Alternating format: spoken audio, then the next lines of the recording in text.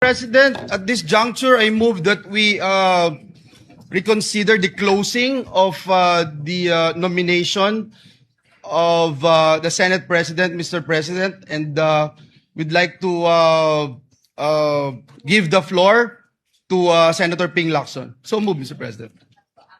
We first have to act on the motion by Senator Joel. Is there any objection?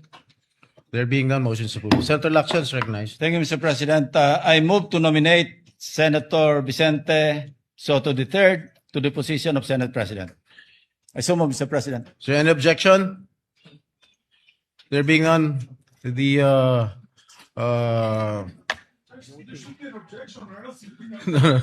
okay, we now proceed with the voting. There are two nominations. There are Mr. two President. What we will do now candidates is for conduct the Senate voting, presidency. Mr. President. One is Senator Alan Peter Cayetano, and the other is Senator Tito Soto. Okay. Pwede na, mag-vote. Pursuant to Section 2 of the Rules of the Senate, we will now proceed with the roll call vote. Secretary, please. Roll call of members. Senator Aquino. Senator Cayetano Alan. Senator Cayetano Pia. Senator Soto. Senator De La Rosa. Senator Escudero. Senator Escudero.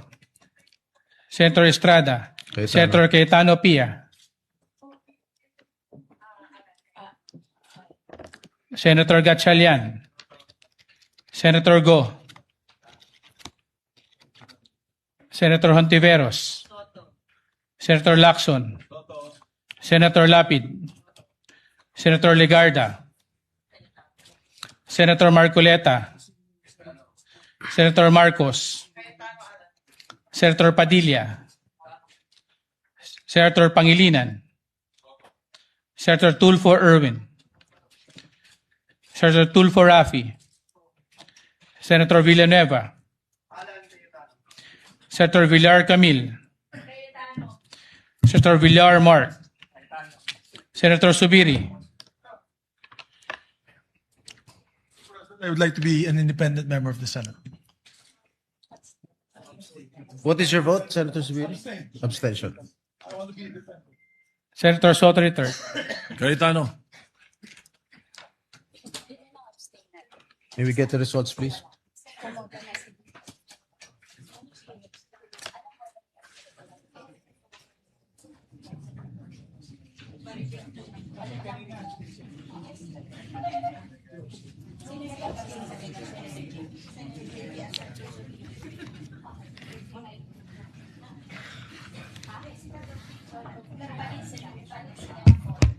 $13.92. With 13 votes for Senator Alan Peter Cayetano and 9 votes for Senator Tito Soto and 2 abstention, Senator Cayetano is hereby elected as the new Senate President.